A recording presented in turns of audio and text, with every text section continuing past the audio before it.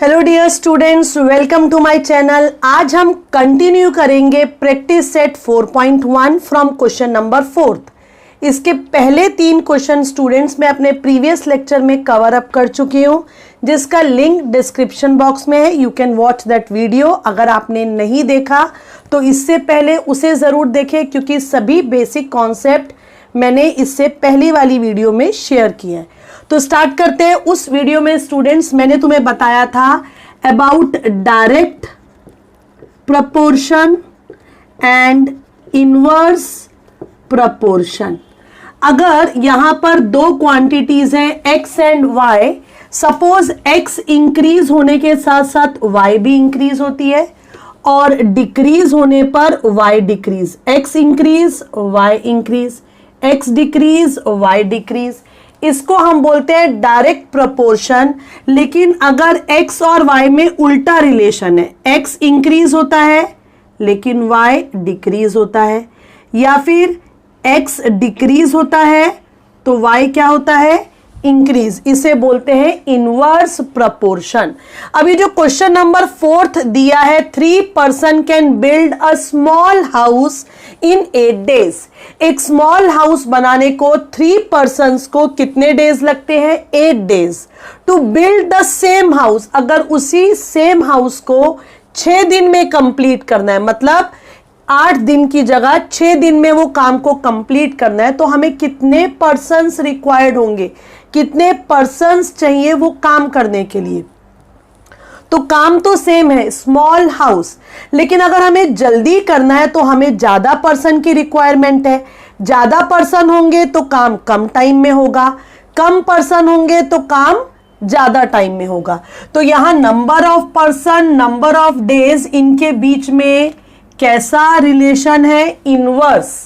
एक बढ़ेगा तो दूसरा कम हो जाएगा। और जब इनवर्स प्रोपोर्शन होता है तो उसमें x मल्टीप्लाई बाय y क्या होता है, कांस्टेंट, और डायरेक्ट वाले में x अपॉन y क्या होता है, कांस्टेंट। तो स्टूडेंट्स इस क्वेश्चन में कैसा है, इनवर्स प्रोपोर्शन। और इनवर्स प्रोपोर्शन में हमें पता है x मल्टीप्लाई बाय y क्या होता है, कांस्टेंट। तो ये है x मतलब नंबर ऑफ पर्सन्स, और ये कितने दिन लगते हैं, 8 डेज। जब x पर्सन्स होंगे तो कितने डेज लगेंगे, 6 डेज। ये हमें निकालना है। तो ये है x और ये है y। X y equals to k, मतलब 3 इंटू 8 करने पर जितना आएगा उतना ही x मल्टीप्लाई बाय 6 करने पर आएगा।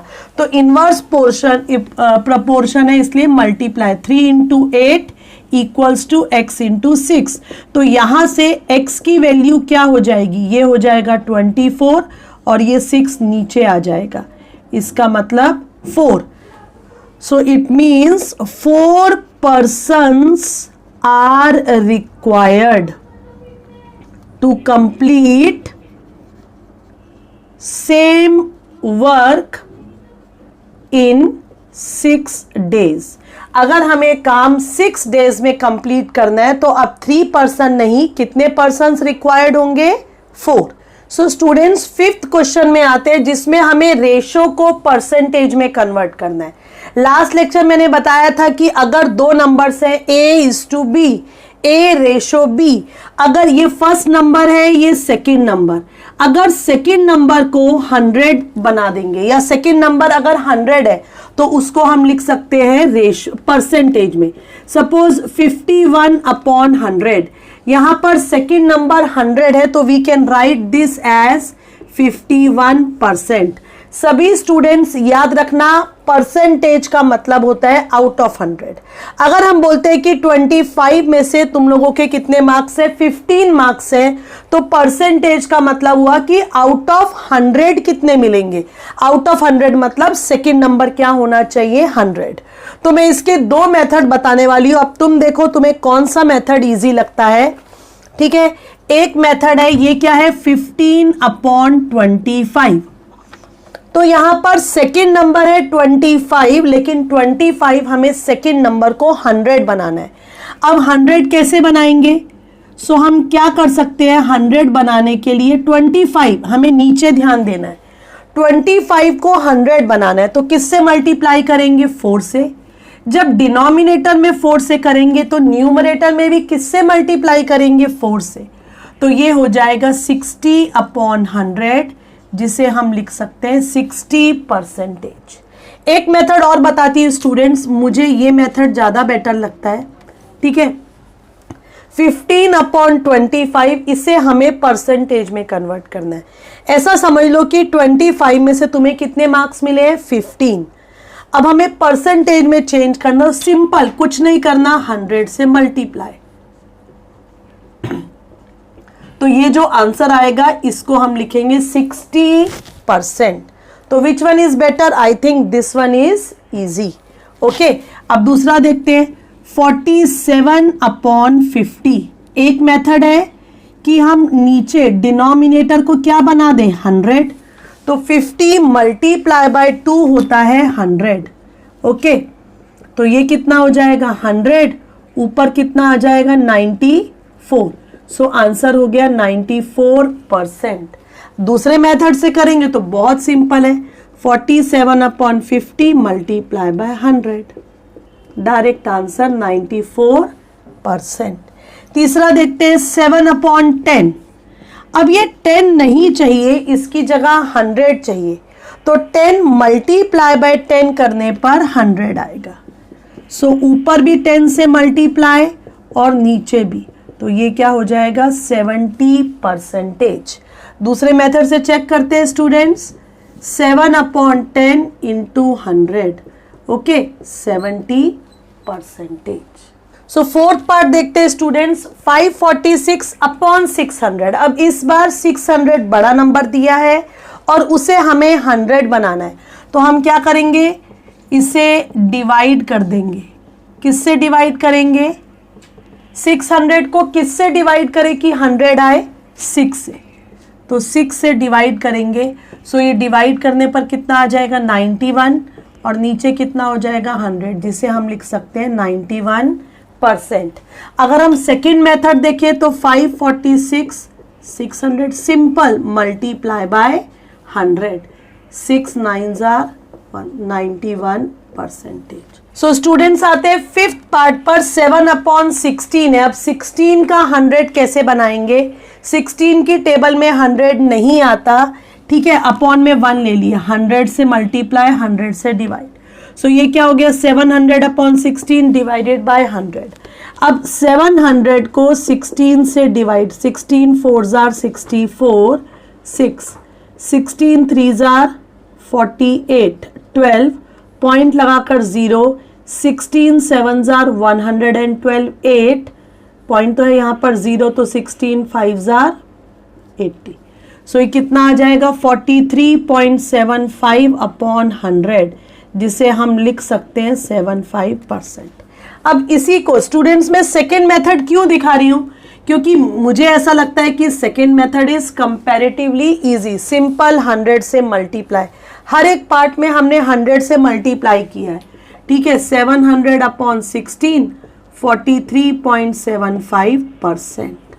ओके, तो 6 क्वेश्चन पर आते हैं स्टूडेंट। 6 क्वेश्चन पर प्रेजेंट एजेस, प्रेजेंट मतलब अभी की एज, किसकी? आभा और उसकी मदर की प्रेजेंट एज का रेशो दिया है 2:5। एट द टाइम ऑफ आभाज बर्थ, आभा के बर्थ के टाइम उसकी मदर की एज कितनी थी? 27 years. Find present ages of Abha and her mother. Question थोड़ा सा घुमा कर दिया है। आभा के बर्थ के टाइम आभा की प्रेजेंट एज कितनी है? 2x ईयर्स, ठीक है। तो उसके कितने साल पहले की बात करें जब उसका बर्थ हुआ? बर्थ हुआ मतलब आज से कितने साल पहले की बात कर रहे हैं? 2x year. आभा की एज, ये देखो, आभा और मदर की एज का रेशो क्या दिया है? 2:5। जब इस तरह से रेशो दिया होता है तो हमने कॉमन मल्टीपल कितना मान लिया? x। तो आभा की प्रेजेंट एज कितनी हो जाएगी? 2x years.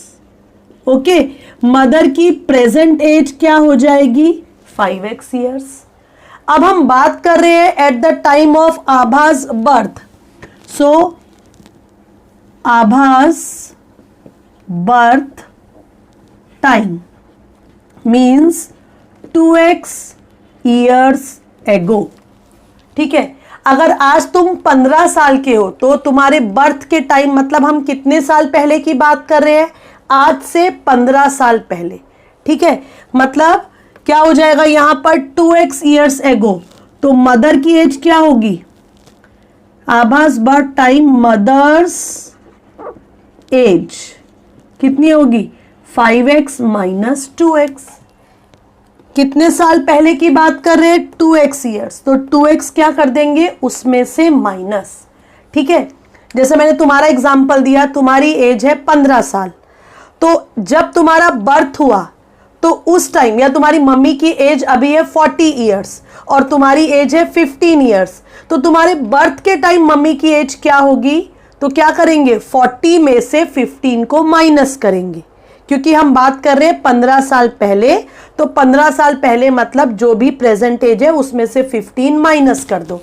तो आभा के बर्थ के टाइम, मतलब अभी आभा की एज है 2x ईयर्स, तो उसके बर्थ के टाइम मतलब हम 2x ईयर्स पहले की बात कर रहे हैं, तो मदर की एज अभी कितनी है 5x, तो उसके बर्थ के टाइम में कितनी हो जाएगी 5x माइनस 2x, मतलब कितनी 3x ईयर्स।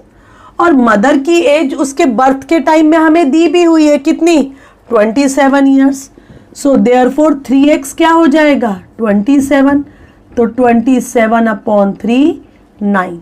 इट मीन्स क्या हो जाएगा, आभास प्रेजेंट एज कितनी है 2x, 2 into 9 मतलब 18 ईयर्स।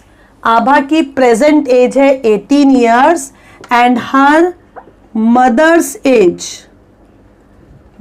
एज कितनी हो जाएगी 5 into x, 5 into 9 मतलब 45 ईयर्स।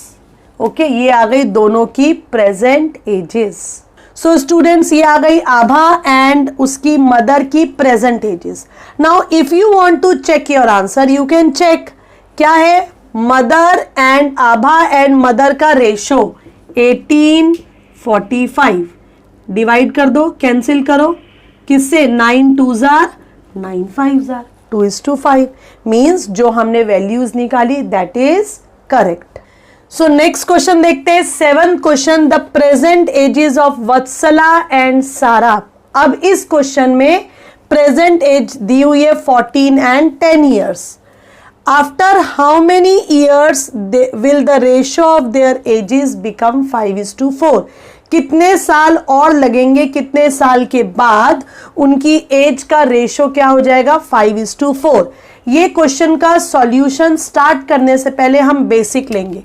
तुम लोगों की एज 9th में हो, 14, 15, 13 ऐसे एज रहेगी। सपोज तुम्हारी प्रेजेंट एज 15 ईयर्स है। ओके, अगर मैं बोलती हूं यहां पर 15 years present as, 5 years ago, ध्यान से समझना, 5 ईयर्स एगो, आज से 5 साल पहले, जब हम एगो बोलते हैं तो हम माइनस करेंगे, मतलब अगर तुम अब 15 साल के हो तो 5 साल पहले कितने के होगे 10 साल के।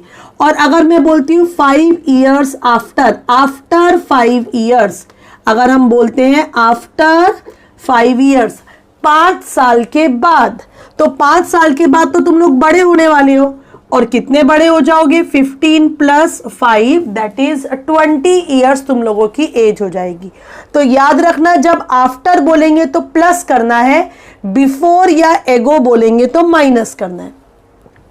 तो प्रेजेंट एज 14 ईयर्स और 10 ईयर्स दी हुई है, कितने साल के बाद, आफ्टर हाउ मेनी ईयर्स, तो लेट आफ्टर x ईयर्स, हम मान लेते हैं कि x ईयर्स के बाद वत्सला और सारा की जो एज का रेशो है वो क्या हो जाएगा 5:4। तो अभी आफ्टर x ईयर्स वत्सला की एज, प्रेजेंट एज कितनी है 14, अभी मैंने बताया आफ्टर मतलब हम क्या करते हैं प्लस, सो वत्सलाज एज कितनी हो जाएगी 14 + x, है ना, ईयर्स। ओके, समझ में आया। सारा की एज, प्रेजेंट एज कितनी है 10, तो आफ्टर x ईयर्स कितना हो जाएगा 10 + x ईयर्स। समझ में आ रहा है ना स्टूडेंट्स, आफ्टर मतलब प्लस करना है। ओके, सो गिवन कंडीशन हमने माना कि x ईयर्स के बाद इनका जो एज का रेशो है 14 plus x upon 10 plus x, ये कितना हो जाएगा 5:4। इसका मतलब हुआ 14 plus x 10 plus x 5/4। Cross multiply 4 14 plus x equals to 5 10 plus x. Multiply करने पर कितना आएगा 56 प्लस 4x। 4 को 14 से मल्टीप्लाई 56, 4 को x से मल्टीप्लाई 4x, यहाँ पर 50 प्लस 5x। x वाली टर्म्स एक साइड में, 56 माइनस 50, 5x माइनस 4x, तो ये क्या हो जाएगा x इक्वल्स टू 6 ईयर्स। इसका मतलब लास्ट में लिखना है, ठीक है। It means therefore after 6 years, 6 साल के बाद ratio of ages of Vatsala and Sara become 5:4। ये पूरा स्टेटमेंट लास्ट में दोबारा से लिखना है। आते eighth and last question of this exercise students. Ratio of present ages of Rihana and her mother 2:7 दिया है प्रेजेंट एज का। मतलब रिहाना की प्रेजेंट एज कितनी हो जाएगी 2x ईयर्स, उसकी मदर की एज कितनी हो जाएगी present 7x years. After 2 years, अभी मैंने बताया था जब आफ्टर दिया होगा मतलब हमें प्लस करना है। तो जैसे पहले वाले क्वेश्चन में क्या था आफ्टर x ईयर्स, तो हमने प्लस x किया। यहाँ पर आफ्टर 2 ईयर्स है तो हम +2 करेंगे। ये प्रेजेंट एज है 2x + 2, उसकी मदर की प्रेजेंट एज है 7x, तो 7x + 2। Now bye given condition क्या दिया, आगे पढ़ते हैं क्वेश्चन को। रेशो ऑफ देयर एजेस 2 साल के बाद, मतलब ये 2 साल के बाद उनकी एजेस का रेशो 2x + 2, ये रिहाना की एज, 7x + 2 ये उसकी मदर की एज, उनका रेशो कितना हो जाएगा 1:3। तो हमें रिहाना की प्रेजेंट एज निकालनी है, मतलब 2x निकालना है। स्टार्टिंग देखो, ratio of ages 2:7, common multiple हमने ले लिया x, तो रिहाना की प्रेजेंट एज 2x, मदर की प्रेजेंट एज 7x।